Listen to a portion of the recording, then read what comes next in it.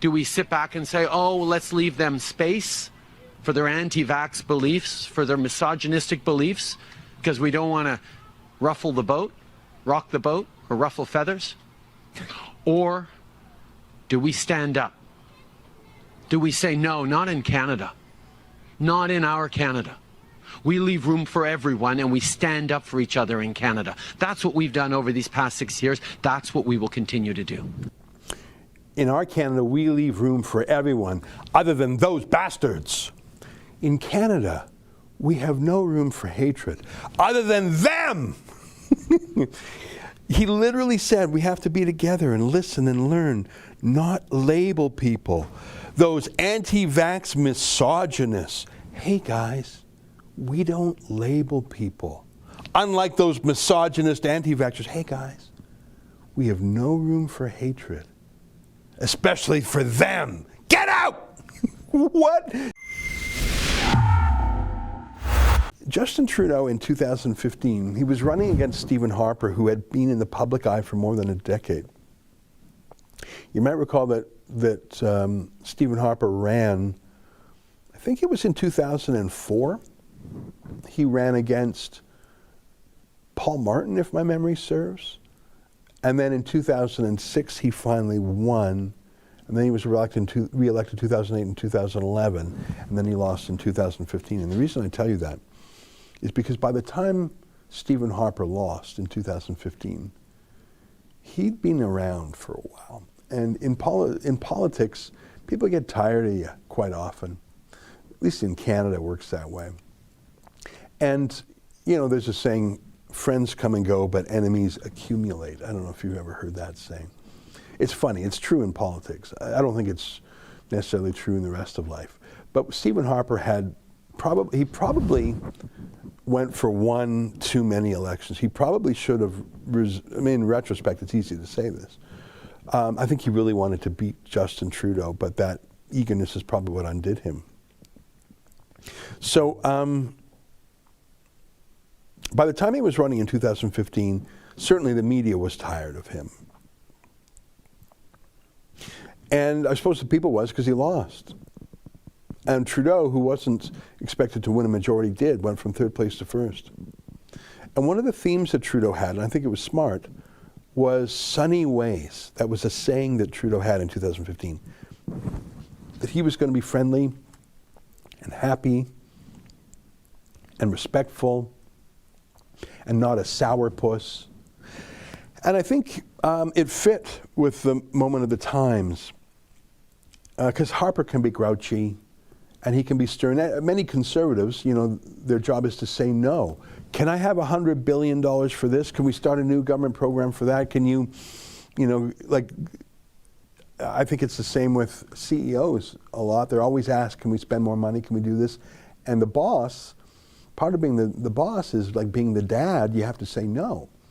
So Justin Trudeau said, well, I'm not going to say no. I'm going to say yes to everyone. I'm going to have a smile on my face, and everyone's going to love it. It's going to be a refreshing change after Stephen Harper, the accountant. And he won. But here we are 6 years later, and I think that sunny ways facade has been proved false. Certainly, Jody Wilson-Raybould's, that whole affair has absolutely devastated the sunny ways mantra. I mean, I think what it's done is it's replaced the sunny ways with, oh, you're a fake. So it's a fake smile, you're a fake feminist, you're a fake friend of Aboriginal people, you're a fake friend of black people, you yourself have done blackface. So the problem with being Mr. Sunny Ways is, if it's not true, then it's worse than, like Stephen Harper never pretended to be Sunny Ways. He was always a bit of a sourpuss, but he got the job done. His selling point was, I'm going to get the job done, I'm a grown-up, I'm an economist, you need a grown-up in these serious times, I'm a serious man. All right. That's better than if Harper had lied and said, I'm cool, I'll see you for a live stream on Instagram, you know, or Jagmeet Singh, who I saw over the weekend, was doing a TikTok saying, hey guys, send me your cool music to listen to on the bus. I mean, that really is how shallow Jagmeet Singh is. That's what he wants to talk about in the campaign, is playlists. But with Trudeau, he pretended he cared. He pretended he was sunny. He pretended he was nice. But he's just as vicious as anyone. And I think the mask has slipped. He's been demonizing people left, right, and center. Here he is calling unvaccinated people many names. Take a look. We know that the only way to move forward as a country is to move forward together and to listen to each other and to learn from each other, not to affix labels, not to allow hate to fester in corners of our society. And yes, we are seeing vocal hatred and intolerance rising in some pockets of our communities. And the question that all the rest of us have to ask is, what do we do? Do we sit back and say, oh, let's leave them space for their anti-vax beliefs, for their misogynistic beliefs, because we don't want to ruffle the boat, rock the boat, or ruffle feathers? Or do we stand up? Do we say, no, not in Canada, not in our Canada. We leave room for everyone and we stand up for each other in Canada. That's what we've done over these past 6 years. That's what we will continue to do. In our Canada, we leave room for everyone other than those bastards. In Canada, we have no room for hatred other than them. He literally said we have to be together and listen and learn, not label people. Those anti-vax misogynists. Hey guys, we don't label people. Unlike those misogynist anti-vaxxers. Hey guys, we have no room for hatred, especially for them. Get out! What? He's such a weird sociopath, how he, in the same sentence, says, we're very tolerant, except for them. The weirdest part of that is his implication that anti-vaxxers are misogynist. What? What? How? Where? And this coming from the guy who sacks any woman who disagrees with him. Can you find that Abacus study that shows your typical vaccine-hesitant Canadian is not a misogynist? How? What's the connection? Why don't you just call him racist? Oh, he probably will. I shouldn't give him any idea. According to Abacus data, which is run by a liberal, Bruce Anderson is the chairman of it. He's a diehard liberal. His daughter, in fact, worked as Trudeau's press secretary for a while. Director of Communications. The average anti-vaxxer in Canada is a 42-year-old Ontario woman who votes Liberal. Yeah, see Bruce Anderson right there. Compared to the vaccinated, the vaccine hesitant don't have a lot of trust in government. They also try to avoid prescriptions, dislike putting anything unnatural into their bodies, and they say they're reluctant to take any vaccines. Most worry that COVID-19 vaccines haven't really been tested for a long time. I think that's the most honest Bruce Anderson has ever been. Can you pump up the size of that just a little bit so I can... So here's how they describe themselves. And again, this is from a liberal pollster. They say they hate government, tell me what to do. Yeah, isn't that sort of pro-choice, keep your laws off my body? They're reluctant to take any vaccines.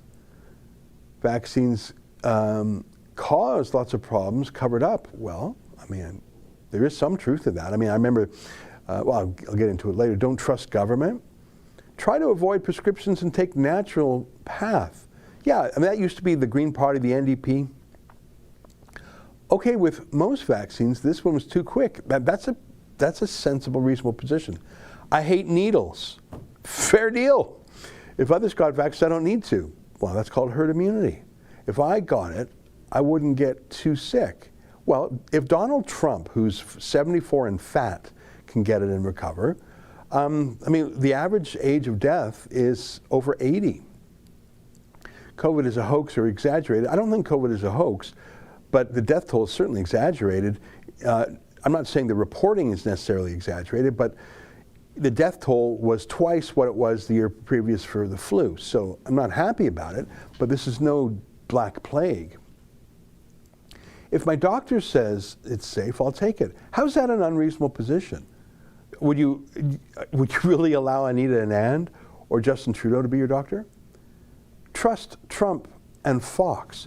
Well, that's a weird one because Trump actually took the vax and he created something called Operation Warp Speed to fund the vaxes. Not worried at all about getting COVID. All right. If friends or family say it's safe, I'll take it. Well, so they're just saying, I just want someone other than the Prime Minister to talk to me about it. If vaxxed made travel events easier, so they're not even saying no anymore, not worried at all about new strains. Well, apparently the new strains are less deadly. Don't trust doctors. Well, fair enough. Medical mistakes are a leading cause of death in hospitals. Iatrogenic deaths, as they say. I'm not saying I agree with all of those. I'm just saying that there's some good reasons there that people are hesitant to undergo a medical procedure. Hey guys, we've got this great new medical procedure that was just invented a few months ago. Everybody's doing it. Okay, I don't really feel an urgent need to do it because we know a lot more about the virus right now, and I'm not, in a long-term care home in Quebec where they're euthanasia happy. I just can't get over that misogynist part there. Where did that come from? He's just so used to calling people names. That was just such a classic Trudeau rant. Hey guys, we really have to have sunny ways, unlike those bastards. Hey guys, we don't label anyone. Don't label anyone, except for that misogynist. Don't label anyone. There's room for all Canadians, except for him. And the media are so enthralled with him that they don't even see that insanity. Oh, hi. That was a clip from our Rebel Daily Livestream. It's hosted Monday, Wednesday, and Friday by the big boss man, Ezra Levant, and Tuesdays and Thursdays by me, Sheila Gunn-Reid, and my good friend, David Menzies. On the live stream, we talk about the news of the day, we show some videos, and we interact with our viewers at home. We stream at 12 noon Eastern, 10 Mountain. You can find us on YouTube, Rumble, Super U, and Odyssey.